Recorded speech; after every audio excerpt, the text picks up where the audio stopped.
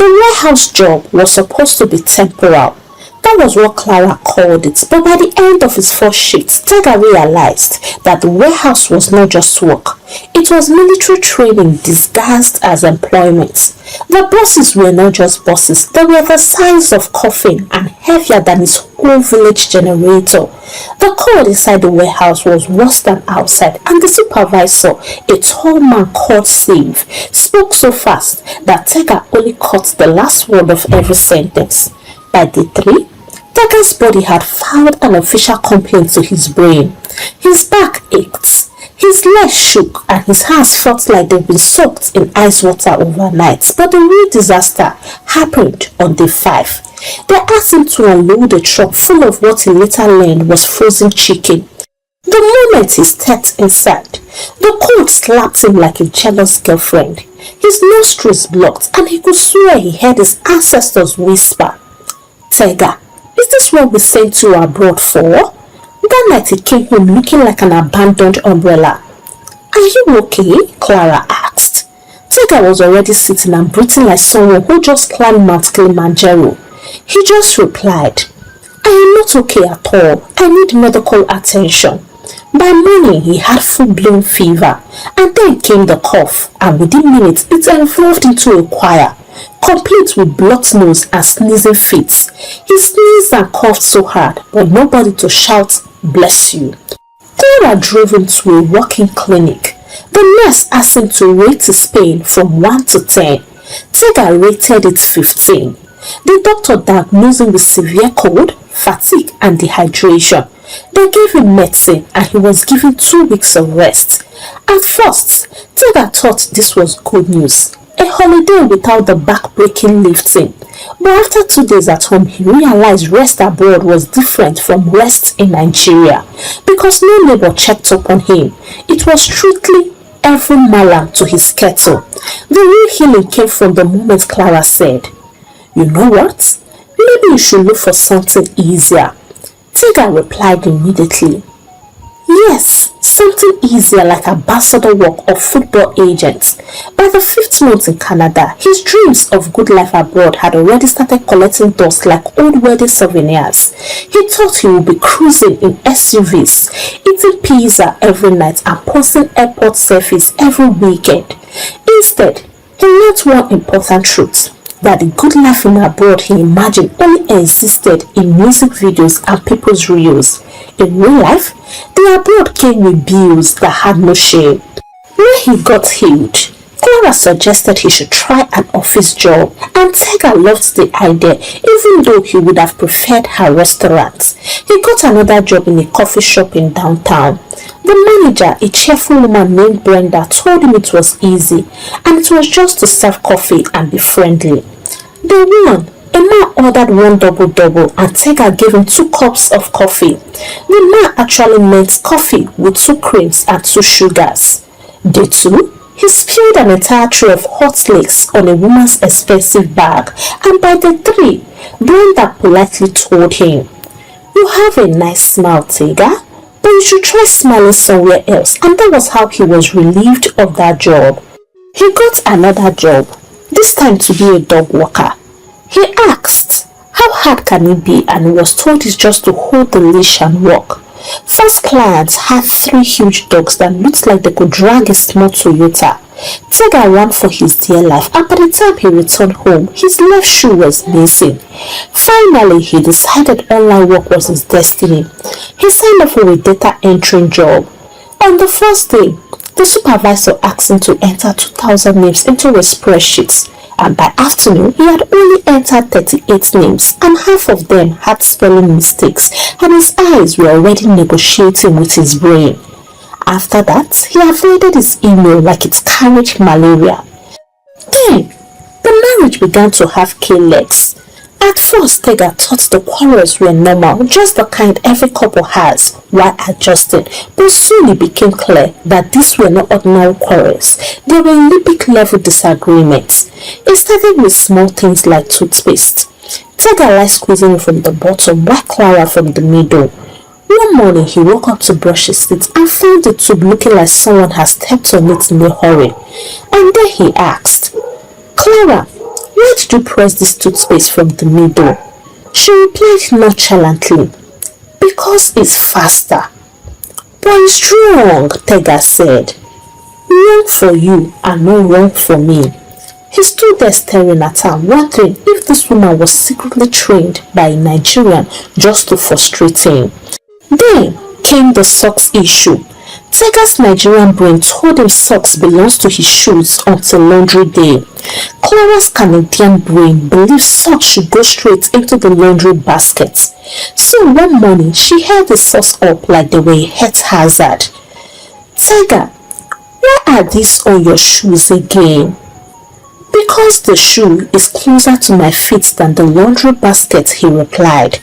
She didn't laugh. In fact, she didn't even blink. That was the day she introduced him to her serious face, but the real fight started in the grocery store. Clara pushed the cart while Tega followed. She picked up almond milk, tofu, and some quinoa. Tega stared at the cart like it was an alien spaceship, and then he asked, "Can we go to an African store for gari, plantain, or at least indomie?" "We don't need those things this week," Clara replied. "So you just want me to die in my own marriage?" Tega asked. They argued so loudly that an elderly woman in the next aisle picked over the shelf just to watch. From that day, the argument became part of their daily schedule. Breakfast, lunch, and even dinner. It wasn't about toothpaste or socks anymore. It was about control. Clara was over-domineering and Tega felt like a tenant. One night, after yet another quarrel about him ending so later, Tega laid on the bed and his pride was punctured, and then his mind whispered, "Call Ogechi and ask how she's surviving with her foreign partner. She must know something you don't know." And that was exactly what he did the next morning. He dialed Ogechi's number with the determination of a man calling fire service to put out a burning marriage. It rang twice before she picked up. "Tega, my Canadian b-boy," Ogechi said from the other end. "Ogechi, I beg leave that one first. I need your help seriously. How are you coping with your foreign partner?" "Is it the aspect of food?" Ogechi asked. "It's worse than food though, my dear sister. We quarrel every day. She acts like she's the president and I'm the house help. I don't even feel like a husband anymore. I thought Oyibo people no sabi quarrel." Ogechi went silent for a moment and then she sighed. "Tega, do you know how my husband and I survive? We studied each other first. I knew his culture. He learned mine and we talked about expectations before we even came to Nigeria for the wedding." "Alright, but she knows I'm a Nigerian and we loved each other during our courtship days," Tega said.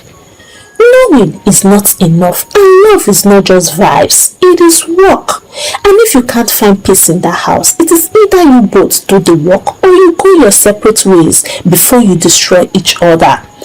That night, Tega sat at the dining table with Clara.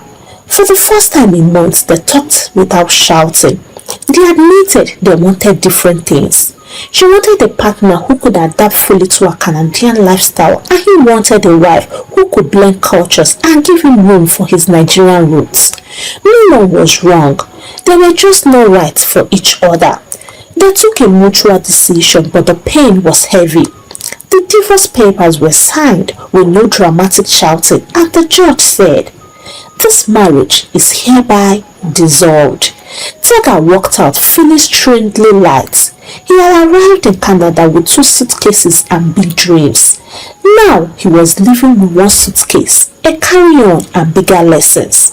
For weeks after the split, he stayed in a small basement apartment he found online. It was nothing fancy. Just a bed, a table and a heater that groaned like an old man every night, but it was peaceful. He worked double shifts and every dollar had a purpose. He stopped buying coffee at cafes. He made his own at home and he sold 2 expensive jackets he never worn. He even started cooking Nigerian food in bulk so he wouldn't be tempted to eat out. After 6 months of grinding, he had enough for his ticket, a small apartment deposit in Port Harcourt, and huge money for business startup. When the day came, He stood at the airport dressed in a hoodie, holding his boarding pass like it was a golden ticket. As the plane took off, he looked down at the fading skyline and whispered, "Thank you for the lessons, Canada, but my roots are calling." Port Harcourt welcomed him with a wave of humid air, bustling streets, and the unmistakable smell of roasted plantain mixed with petrol fuels. Tega felt alive again. He wasn't a visitor here. He understood the soil, the space, and this noise. He got into his modest one-bedroom apartment in GRA, close enough to feel the city's pulse, but far enough to enjoy some quiet at night. With his savings, he decided to open a small outdoor grill and juice bar. The concept was simple: grilled fish, chicken and suya paired with freshly squeezed pineapple, orange or watermelon juice. Nothing fancy, but in Port Harcourt's heat, it was a hit waiting to happen. He got a spot opposite a busy bank, bought 2 big grills, some plastic tables and chairs, a freezer for cold drinks, and hired 2 cheerful young assistants. Business took off faster than imagined. Bank staff came for lunch, taxi drivers stopped for quick takeaway, and couples came in the evenings for fish pepper soup under the warm yellow bulbs.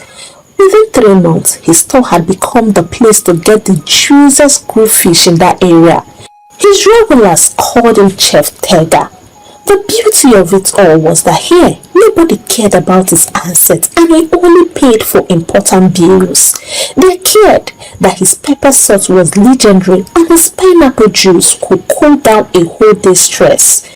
One evening, as he was in the store turning over 2 fat tilapias on the grill, the pepper sauce was busy sending waves of delicious aroma into the air, and his assistants were busy serving customers. His phone buzzed. The screen lit up with a name that he hadn't seen in months. It was Clara. For a moment, he just stared at it. His first thought was to ignore it. After all, what was left to say? But curiosity won. He wiped his hand on a towel and swiped the screen. "Hi, Tega. I heard you are doing really well back home." He typed back, "Yes, I am fine. Why?" Her reply came quickly. "I just wanted to say, I think I made some mistakes too. I was too harsh and too controlling. Maybe if I've handled things differently, we wouldn't have ended up divorced." Tega felt something stir. Not love and not anger, just a strange mix of nostalgia and relief. And then he replied, "Clara, we both know our marriage was a square peg in a round hole. It didn't fit no matter how much we push. I wish you well." There was a pause before she sent another message. "If you are ever in Canada again, maybe we can have coffee as friends." Tega chuckled and shook his head. He typed one last message. "Thanks, but my life is here now because I have found my peace." Months later, he employed more people, trained them, and was already planning a second branch in GRA. And then he smiled to himself and said, "What I chased in the snow, I found in the sun." Hey, African Tales by Karma Tribe, how are you all doing? For me, I am doing just fine. Before I leave today, I would like to say this. Traveling abroad is not bad. In fact, for some people, it is the best decision they ever made. But I want you to know this truth. Abroad is not for everybody. Some people travel and bloom like flowers in spring because that is where their destiny is planted.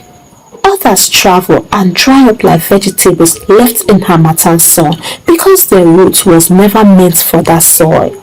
Sometimes the life we think is abroad is actually waiting for us right where we started. We just need the right mindset, the right work, and the courage to build it. Before you pack your bags, before you sell all your properties and wave goodbye at the airport, make sure your destiny is calling you there, not just your eyes, because it is better to be planted where you will grow than to be displayed where you will shrink. When Tega returned to Port Harcourt after the divorce, people thought he would be sad or ashamed. Instead, he was calm, focused, and strangely happy. Let me ask you, is the life you are chasing really far away, or is it just waiting for you to notice it where you are? If your destiny is abroad, then go and shine there. But if your destiny is here, my dear Karma tribe, don't waste your joy trying to survive where your roots will never grow. Pray and dominate here. Now, I want to hear from you. Have you ever left somewhere thinking your life will be better, only to discover you have everything you needed right where you started? Drop the story in the comments, like the video, share it with that one friend who is packing to relocate, and subscribe if you have not already subscribed to this channel. Until I bring another interesting story your way, it's a goodbye from here, and God bless you.